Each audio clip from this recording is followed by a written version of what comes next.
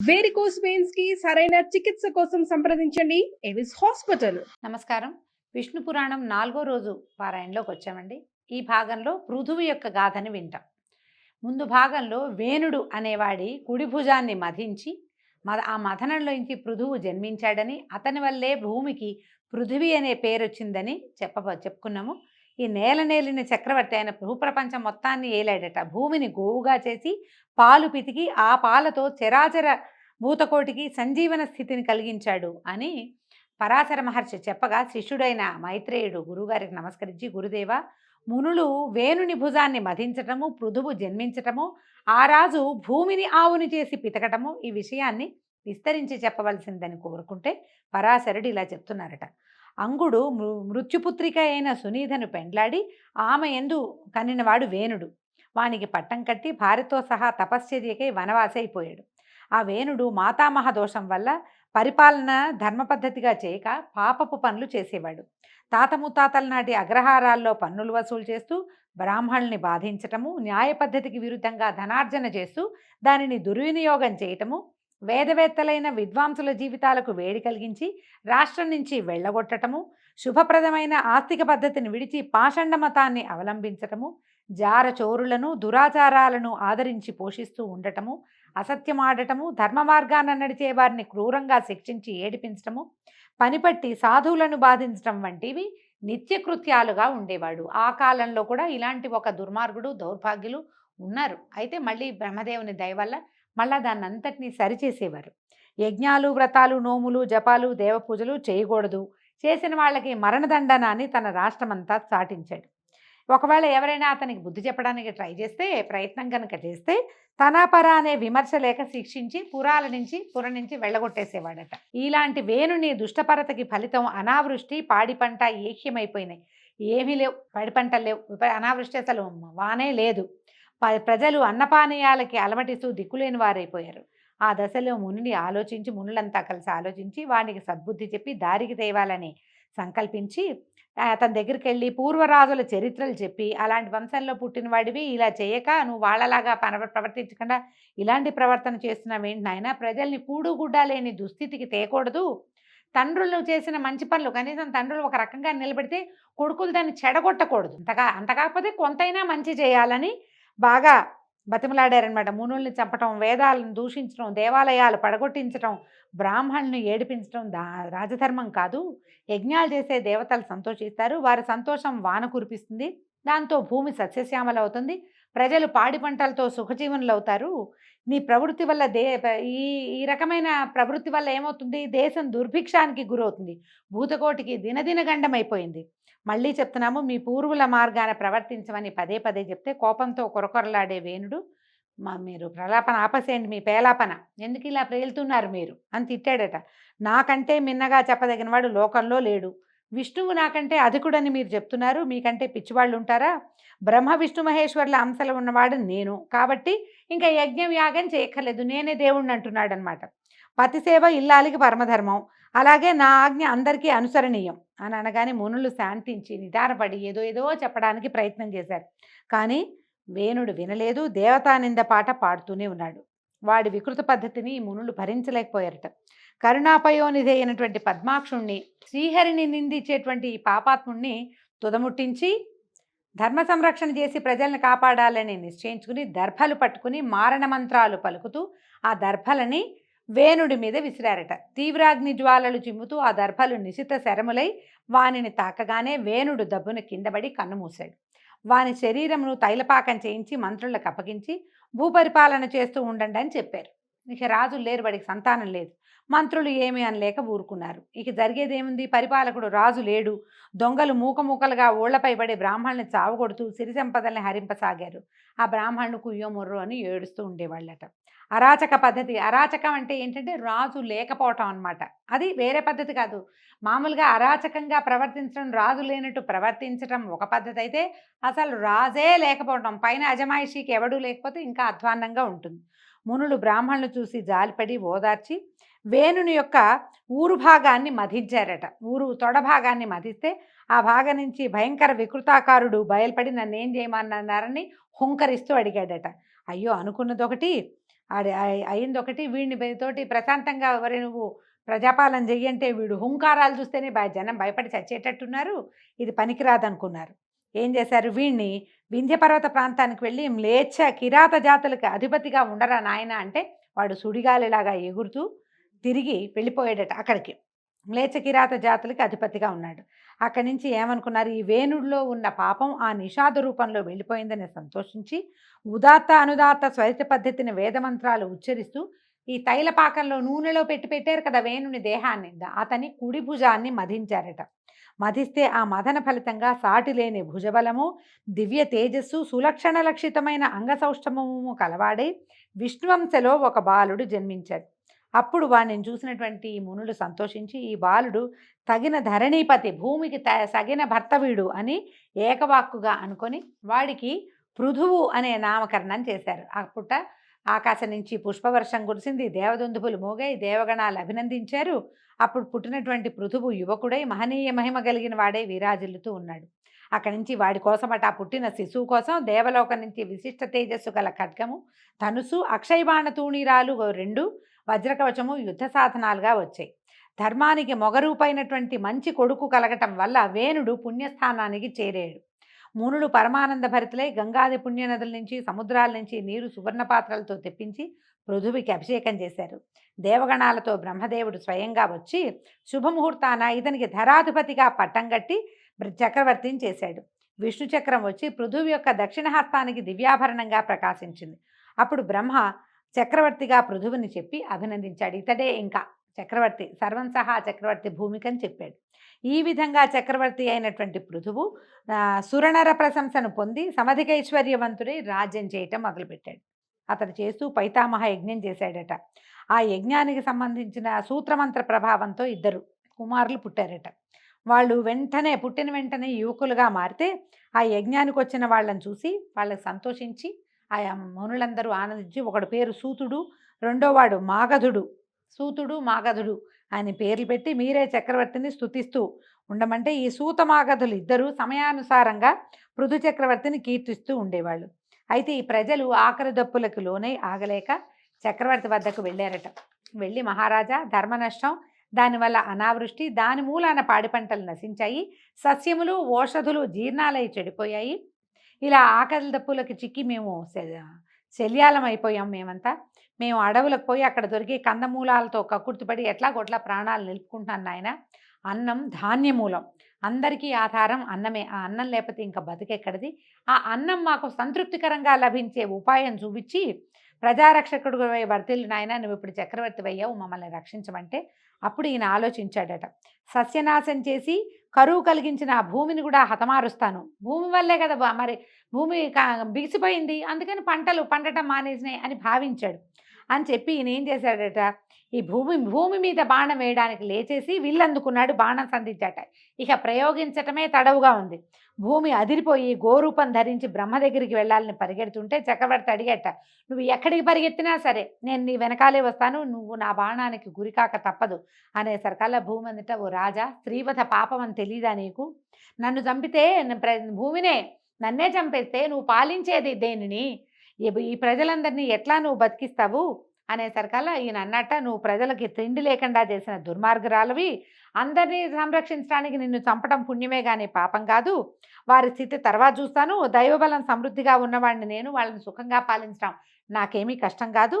నీ అంతు నేను చూస్తాను, కానీ నా దగ్గర ఒక ఉపాయం ఉంది, దానివల్ల ప్రజా సంరక్షణ జరుగుతుంది అనేసరికల్లా ఈ భూమి చెప్తోందనమాట. సస్యాలు ఓషధులు నాలో ఇమిడి జీర్ణమైపోయినాయి, భూమిలో ఉండిపోయినాయి. నువ్వేం చేస్తావు? నేను గోరూపంలో ఉన్నాను కదా, నాకు ఒక దూడని కలిగించు. అది పాలు తాగే సమయంలో ఓషధులు సస్యాలు మళ్ళీ ఆవిర్భవిస్తాయి, ఆ ప్రయత్నం చేయమని గోరూపధర అయినటువంటి భూదేవి సెలవివ్వగా ఇతను ఏం చేశాడట, ఆ మాట విని సరేనని స్వయంభువుని దూడగా కల్పించి తానే ఈ పాలు పితికాడట. ఈ దూడగా ఎప్పుడైతే దూడ ఉంటుందో దూడ నోరు తగిలేసరికల్లా పాలు వాటంతటవే స్రవిస్తాయి. గోవు కాదు, తల్లి యొక్క ధర్మం అన్నమాట. ఈ లోకరీతి మనుషులైనా అంతే, ఏ జంతువైనా అంతే. సకింగ్ రిఫ్లెక్షన్స్ అని చెప్పుకుంటాం మనం ఇంగ్లీష్లో. ఇది ఒక మెడికల్ టర్మే. పిల్లలు పాలు తాగుతుంటే తాగిన కొద్దికి పాలు పుడతాయని చెప్తారు. స్త్రీలకి, మనుషులకు కూడా అంతే. ఎప్పుడైతే ఈ దూడగా మా స్వయంభువు వచ్చి తల్లి పాలు తాగడానికి భూదేవి గోరూపంలో ఉన్న భూమి దగ్గర పాలు తాగడానికి ప్రయత్నించాడో వెంటనే ఆమెలో ఉన్న ఓషధులు, సస్యాలు, పంటలు అన్నీ స్రవించడం మొదలుపెట్టినాయి పాల రూపంలో. అయితే ఈ దూడని వ్యాజంగా చేసుకుని పృథు చక్రవర్తి స్వయంగా ఆ ఆవుని పితికితే ఏకధారగా పాల్పడ్డాయిట. అవి ఇట్లా కింద పడేసరికల్లా సస్యాలు మంత్రించినట్టుగా నూతన శోభతోటి పైకి లేచాయి. ఎక్కడ చూసినా భూమి సస్యశ్యామలంగా కన్నుల పండువగా అయిందిట. ఆ పాలతోటి దేవదైత్య కిన్నరాజులకు, మృగాలకు, మానవులకు సమృద్ధిగా వారి వారికి కావలసినటువంటి ఆహారం సమకూరింది.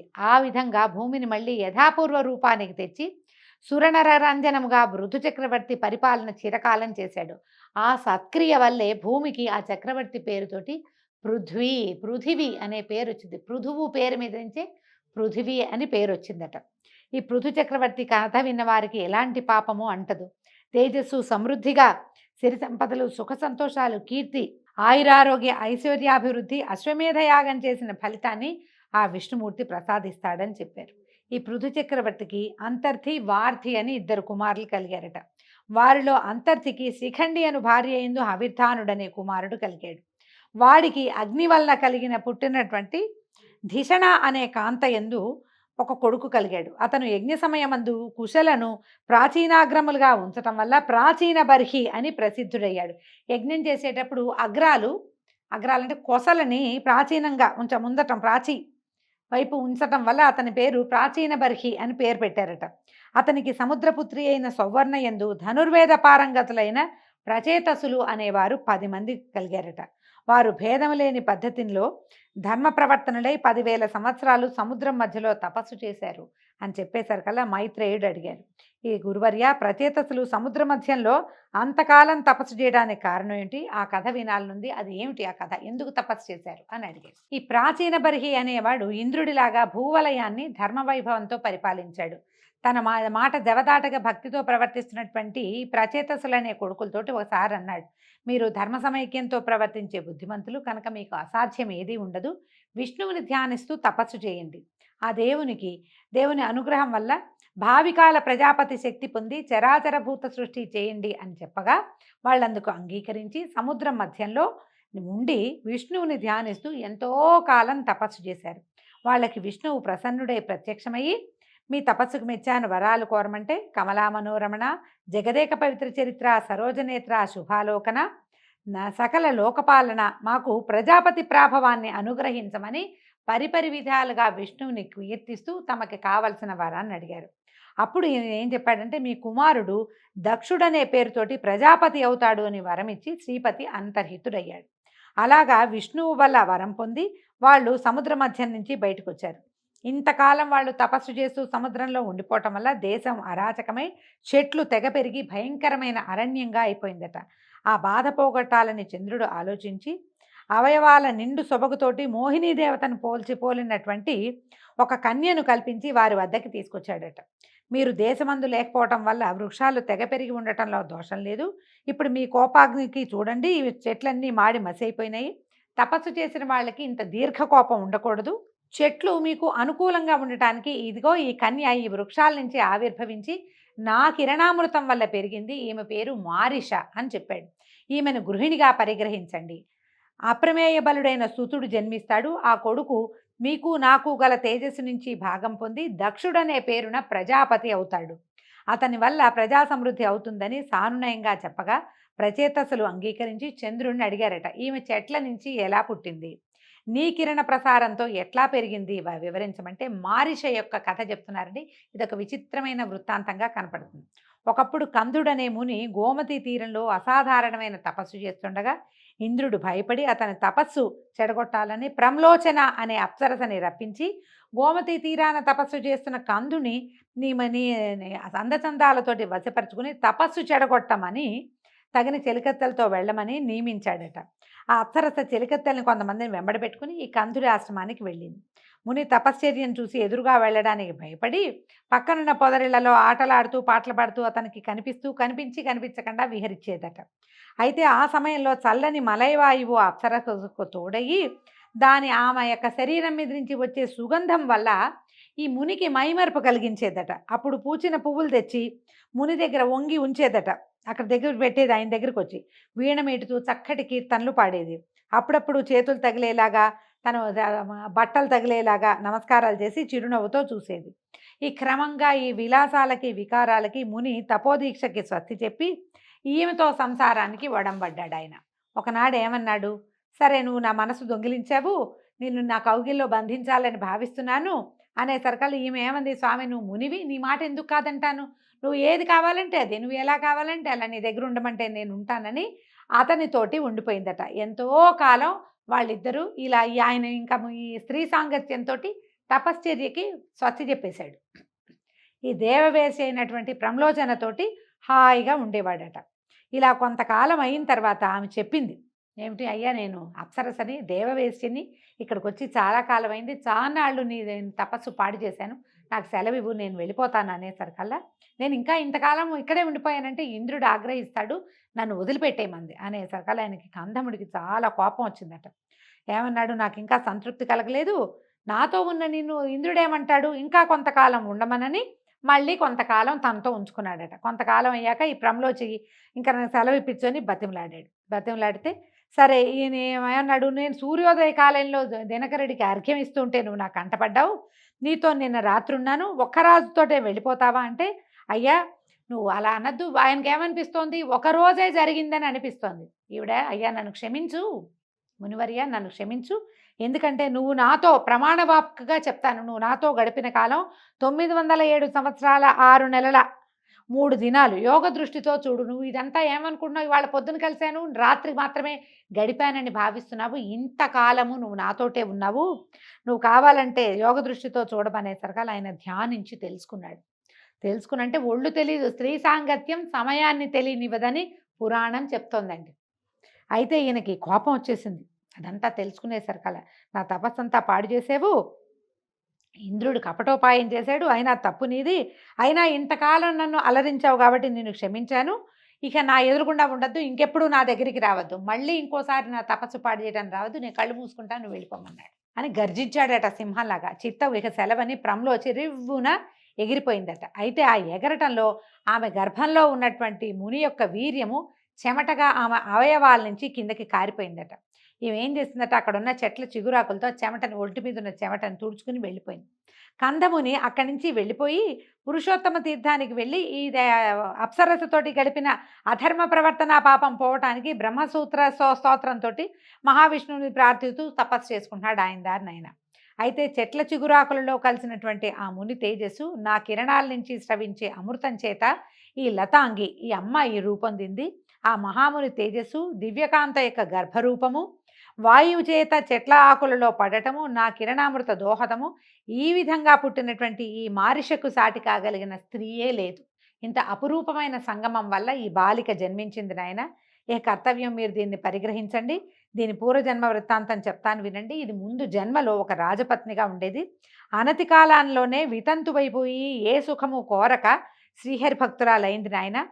విష్ణువు ప్రత్యక్షమయ్యి, లలనా ఏమి నీ కోరికంటే, బాల్యం నందే వితంతువయ్యాను, మరి కామోపభాగం లేకుండా నేను మరణిస్తున్నాను కాబట్టి ఆ తృష్ణ తీరేలాగా నాకు భర్తలు ఎక్కువగా నా వారు కావాలి, నేను అయోనిజనై ఉండి వారితో సుఖించి ప్రజాపతి అయ్యే కొడుకుకి కన్నతల్లినవ్వాలని కోరుకుంది. హరి తథాస్తు అని అంతర్హితుడయ్యాడు. అదే ఈ మారిషగా రూపొందింది. మనకి ద్రౌపదీదేవికి 5గురు భర్తలు ప్రపంచంలో ఎవరైనా ఉన్నారా అని అడిగితే ఈ మారిష వృత్తాంతం మహాభారతంలో చెప్పబడుతుంది. మారిషకి 10 మంది భర్తలట. అయితే మీరు దీన్ని పరిగ్రహించండి అయ్యా, ఇదే ఆ మారిష. విష్ణువు యొక్క వరం వల్ల ఈమె అయోనిజగా, స్త్రీ గర్భం నుంచి వచ్చిన వీర్యము ఇలా ఈ రకంగా రూపొందింది. అపురూపమైన కలయిక వల్ల జన్మించింది ఈమె అయోనిజ, ఈమెను స్వీకరించండి అని చెప్పాడు. అప్పుడు ఇప్పుడు ఈ మహానుభావుడైనటువంటి ప్రజాపతి అయ్యే కుమారుడు కలుగుతాడు. ఇది మహావిష్ణువు యొక్క అనుగ్రహము. వాడు అనేక వంశాలకి వంశకర్త అవుతాడు అని చెప్పి చంద్రుడు నచ్చజెప్పి మారిషను ప్రచేతసుల గృహిణిగా పాణిగ్రహణం చేయించాడండి. ఈ విచిత్రమైన మారిష వృత్తాంతోటి ఈరోజు విష్ణు పురాణాన్ని ఆపుతామండి. రేపు ఉదయం మళ్ళీ 5వ భాగంలో కలుసుకుందాము. నమస్కారం.